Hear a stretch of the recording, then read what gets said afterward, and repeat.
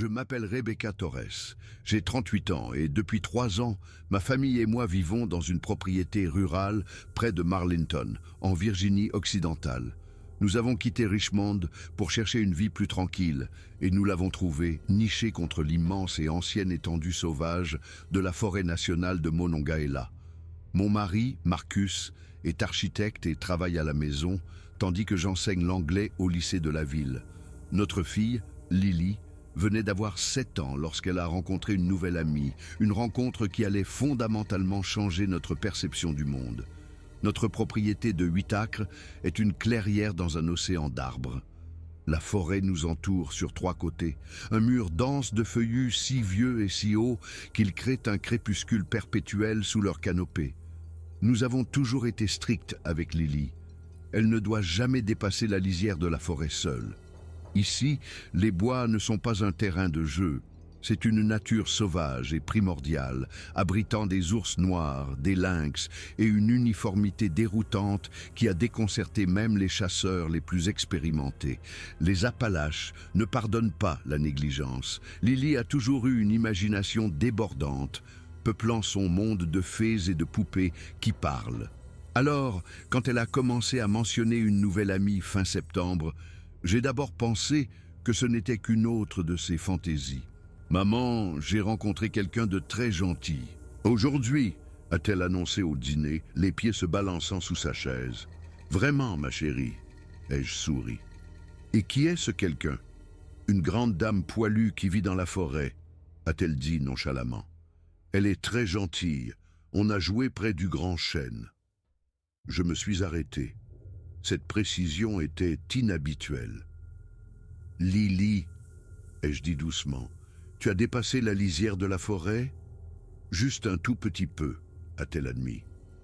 Elle regardait de derrière un arbre.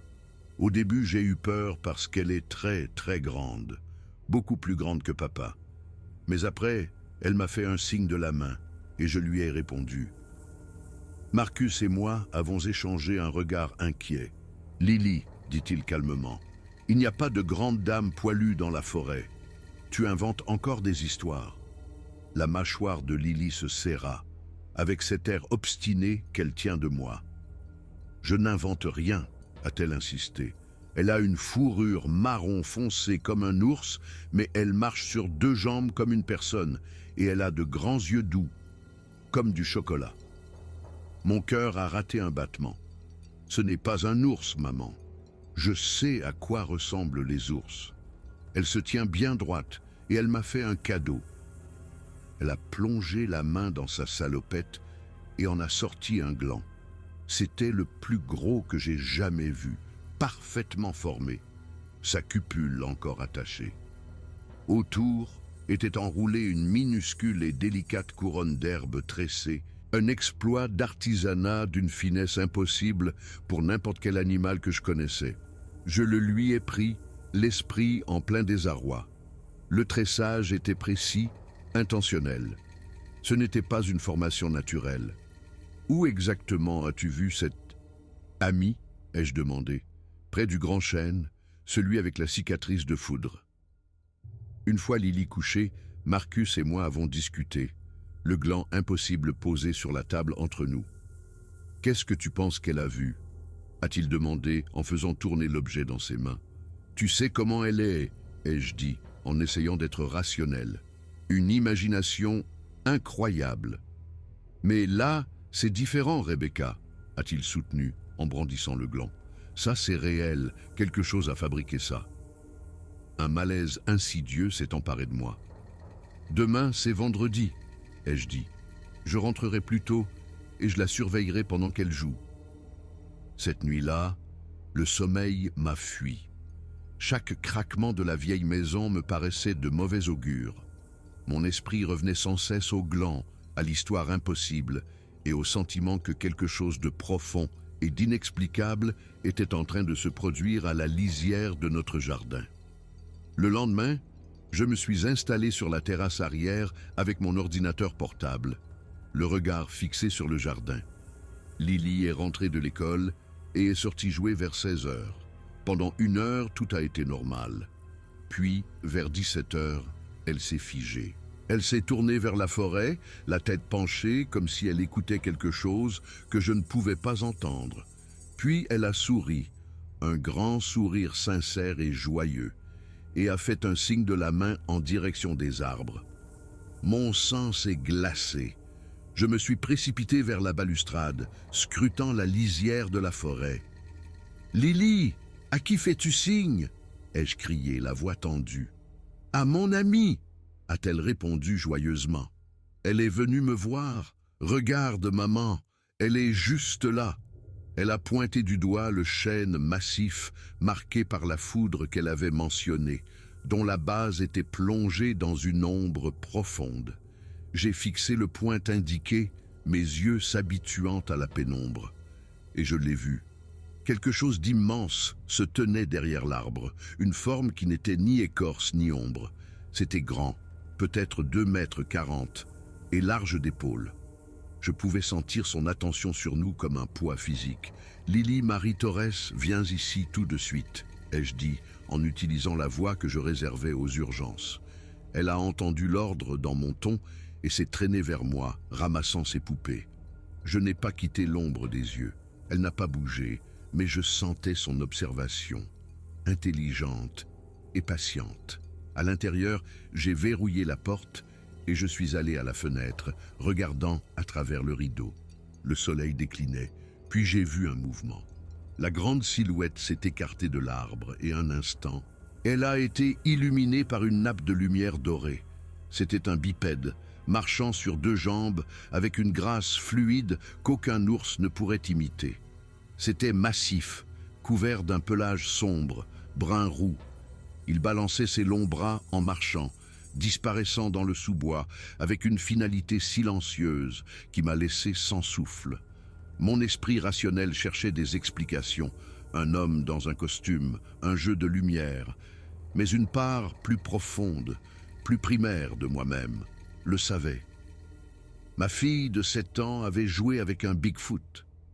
Quand Marcus est rentré, je lui ai tout raconté. Il était sceptique, bien sûr. « Tu as probablement vu un ours debout, Rebecca. La lumière joue des tours. J'ai vu ce que j'ai vu, ai-je insisté. Je ne suis pas folle. Il y a quelque chose là-dehors. Et ça observe notre fille. » La gravité de la situation s'est imposée à lui. « Alors, qu'est-ce qu'on fait ? » « On observe, ai-je décidé. On regarde, on s'assure que Lily est en sécurité, mais on ne fait rien de précipité tant qu'on n'a pas compris à quoi on a affaire. » En parler à qui que ce soit était hors de question. Le cirque médiatique qui s'ensuivrait, avec son cortège de chasseurs, de journalistes et de chercheurs, détruirait notre tranquillité et, je le soupçonnais, mettrait la créature en danger. Cette nuit-là, vers 2 heures du matin, je l'ai revue. Elle se tenait à la lisière de la forêt, une silhouette dans le clair de lune, regardant notre maison, la fenêtre de la chambre de Lily. Elle veillait sur elle. La prise de conscience fut stupéfiante. Cette créature, quelle qu'elle soit, avait développé un attachement protecteur pour ma fille. Au cours des semaines suivantes, une routine étrange et merveilleuse s'est installée. J'autorisais Lily à jouer dehors, mais seulement près de la maison. Chaque après-midi, la créature apparaissait à la lisière des arbres, une présence silencieuse et vigilante. Elle ne s'aventurait jamais à découvert, mais elle était là. Lily a commencé à lui laisser des cadeaux, des dessins, des fleurs sauvages, une fois un biscuit de son déjeuner. Le lendemain matin, les objets avaient disparu, remplacés par des offrandes de la forêt. Des plumes disposées en éventail, des galets lisses, un autre gland avec une couronne d'herbe. Lily l'a appelée Flora, parce qu'elle apportait toujours des choses des bois. Après 1 semaine de ce manège, j'ai décidé de prendre contact moi-même. Pendant que Lily était à l'école, je me suis approché de la lisière de la forêt. « Je sais que vous êtes là », ai-je dit doucement. « Je veux que vous sachiez que je n'ai pas peur. Ma fille dit que vous êtes gentille, et je la crois. Mais j'ai besoin de savoir qu'elle est en sécurité. » Pendant un long moment, rien ne s'est passé. Puis, une forme a émergé de derrière un arbre. Elle était énorme, son corps couvert d'une épaisse fourrure sombre. Son visage, bien que non humain, était expressif, avec des yeux intelligents et prudents. Elle a levé une main massive, paume ouverte, dans un geste de paix évident. J'ai levé la mienne en retour. Elle a émis un son grave et profond, un grondement que j'ai senti dans ma poitrine. C'était une salutation, une assurance d'intention pacifique. Puis, elle s'est à nouveau fondue dans la forêt. Ma peur avait disparu, remplacée par un profond sentiment d'émerveillement. Les interactions sont devenues plus remarquables. Lily s'asseyait face à la forêt et racontait sa journée à Flora. Flora écoutait, émettant des sons doux et réceptifs. « Elle me parle de la forêt », m'a expliqué Lily un après-midi. « Pas avec des mots, papa, avec des sentiments. Je peux sentir ce qu'elle veut dire. » C'était de l'empathie pure et simple, un pont construit entre les espèces. Le moment le plus extraordinaire est arrivé par un après-midi froid de fin octobre. Flora est sortie des arbres. Pour la première fois, elle s'est avancée complètement à découvert, sa forme massive baignée dans la lumière d'automne. Mon cœur battait la chamade, mais Lily s'est contentée de sourire. Flora s'est penchée, a ramassé un bâton et, avec une délicatesse surprenante, l'a ajouté à la structure que Lily était en train de construire. Pendant l'heure qui a suivi, elles ont bâti ensemble. Une créature géante et poilue et une petite enfant humaine, communiquant dans un langage de création partagé. Quand il a été temps de rentrer, Flora a posé sa main sur sa poitrine, puis l'a tendue vers Lily, un geste à la signification émotionnelle évidente. Lily l'a imité parfaitement. « Amie de cœur », a-t-elle dit. Flora a émis un doux bourdonnement, puis s'est retournée et est repartie dans la forêt. Elle disait au revoir, a expliqué Lily plus tard, mais aussi qu'on est connectés maintenant, dans nos cœurs. Novembre est arrivé, apportant avec lui un temps plus froid. Flora a continué ses visites, apparemment peu dérangée par le gel. Pour le 8e anniversaire de Lily, à la mi-décembre, elle a fait un dessin de Flora et d'elle se tenant la main. Après sa fête, nous l'avons apportée à la lisière des arbres. Flora a émergé et a accepté le dessin avec un soin infini. En retour, elle a sorti un objet d'un pli de peau sur sa hanche, une pierre ovale parfaite, polie et lisse, traversée de veines de cristal qui dispersaient de la lumière d'hiver en arcs-en-ciel. C'était un cadeau d'anniversaire. Elle a ensuite touché doucement les cheveux de Lily, une caresse de pure affection. « Je t'aime aussi », a murmuré Lily, et je savais que c'était vrai. Puis, un jour de fin décembre, elle a cessé de venir. Une semaine a passé, puis 2. Lily était désemparée. « Où est-elle, maman ? Les amis de cœur ne s'oublient pas. » J'avais entendu des camions sur une vieille route forestière derrière notre propriété avant que les fortes neiges ne commencent. Inquiète, je me suis emmitouflée et je suis partie en randonnée dans la forêt. Après 400 mètres, j'ai trouvé des empreintes de bottes humaines et à moitié enfouies dans la neige, une douille de fusil vide. Des chasseurs. Mon sang se glaça de nouveau. Ils devaient être dans la région juste avant que Flora ne disparaisse. Les jours ont passé sans aucun signe d'elle. La forêt était silencieuse et vide. Après avoir mis une Lily en larmes dans le bus scolaire un matin, j'ai pris une décision. J'ai préparé un sac et je suis parti à sa recherche. Pendant des heures, je n'ai rien trouvé. Puis, alors que j'étais sur le point de rebrousser chemin, je l'ai entendu, l'appel grave et résonnant de Flora, venant de plus profond dans les bois. J'ai suivi le son jusqu'à une partie de la forêt que je n'avais jamais vue, une cathédrale d'arbres centenaires. Là, dans une petite clairière, je l'ai vue, et elle n'était pas seule. À côté d'elle, se tenait une autre créature, légèrement plus grande, au pelage plus clair. Accroché à sa jambe, un bébé Bigfoot, pas plus grand que Lily, avec une fourrure douce et d'immenses yeux curieux. Une famille. J'ai tout compris. Avec des chasseurs dans les parages, elle ne pouvait pas risquer de les ramener à son compagnon et à son enfant. Elle devait les protéger. J'ai brandi mon téléphone, lui montrant une photo récente de Lily tenant la pierre de cristal. « Tu lui manques », ai-je dit doucement. Mais je comprends, tu dois protéger ta famille. Flora s'est avancée, regardant l'image. Elle a fait le geste des amis de cœur, la tête légèrement inclinée.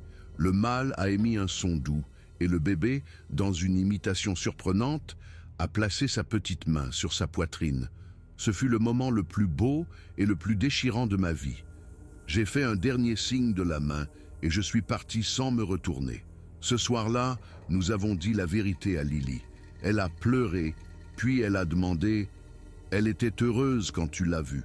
« Oui », ai-je dit honnêtement. « Elle était avec sa famille. »« Alors ça va », a dit Lily en essuyant ses larmes. « Les amis veulent que leurs amis soient heureux. » Quelques semaines plus tard, Lily est entrée en courant, nous criant de venir voir. À la lisière de la forêt, placée en une rangée soignée, se trouvaient 4 objets. Un grand gland avec une couronne d'herbe, une pierre de cristal assortie à celle de Lily, une baie d'hiver rouge vif et une minuscule pomme de pin parfaite. Un pour chacun de nous, la pomme de pin venant du bébé. Dans la neige à côté, il y avait 4 empreintes claires, 2 grandes, une moyenne et une minuscule. Ils étaient venus en famille pour nous dire au revoir convenablement. Les années ont passé. Lily est maintenant une adolescente. Elle conserve toujours les cadeaux de Flora dans une boîte spéciale, un lien tangible avec une amitié qui l'a façonnée de manière profonde.